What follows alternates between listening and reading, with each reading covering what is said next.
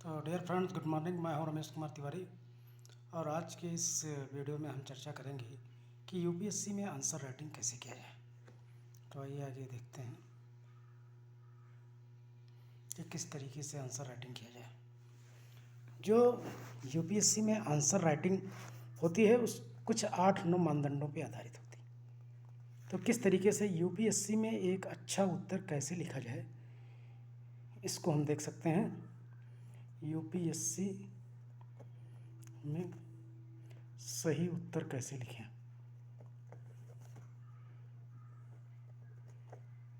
कैसे लिखें तो जो पहला स्तंभ होता है उसका होता है संरचना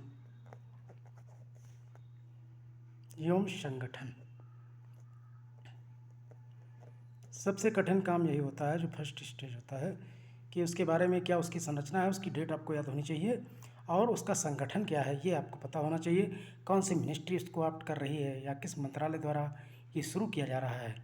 ठीक है, सबसे मुख्य चीज़ यही है, संरचना और संगठन। दूसरा आंसर राइटिंग का फ्रेमिंग आता है। जब हम आंसर राइटिंग करते हैं तो दूसरी महत्वपूर्ण बात यह आती है कि उस संरचना को लाने का कारण क्या है।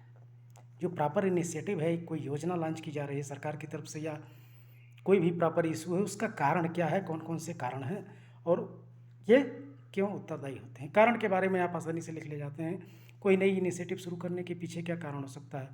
कोई नई इनिशिएटिव जब शुरू होती है तो उसमें क्या होता है, रोजगार प्रोत्साहन मिलता है, शिक्षा को बढ़ावा मिलता है, चिकित्सा उन्नति होती है, विकासपरक योजनाओं पर ध्यान दिया जाता है, सतत विकास पर ध्यान दिया जाता है। ये सारे फॉर्मेशन हैं उसके कारण के। तीसरा महत्वपूर्ण चीज़ आता है कि उस चीज़ का क्षेत्र क्या है। तो क्षेत्र के बारे में, किन किन क्षेत्रों में, प्रायः क्षेत्र क्या होते हैं हमारे, सामाजिक, आर्थिक, राजनीतिक एवं भौगोलिक पर्यावरणीय परिदृश्य होते हैं। ठीक, ये प्रमुख क्षेत्र होते हैं जिन पर कोई इनिशिएटिव योजना या कोई प्रॉपर संगठन काम करता है। इसके बारे में यूपीएससी में मुख्य परीक्षा में प्रश्न पूछा जाता है। क्षेत्र के बाद अन्य महत्वपूर्ण बिंदु हमारा आता है महत्व। चौथा पॉइंट है महत्व।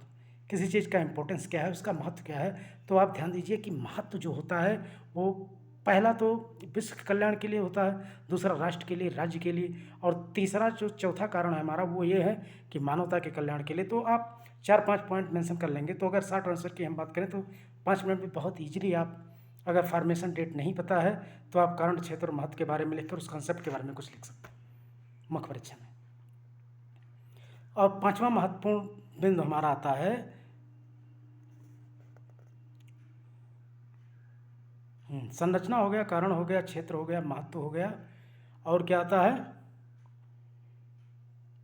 फिर आता है चुनौतियाँ।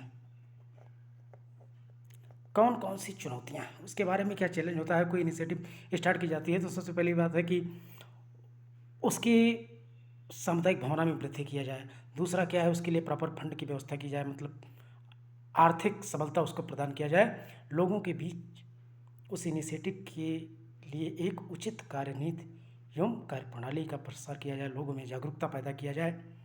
ठीक है, ये सब क्या होते हैं, महत्वपूर्ण चुनौती।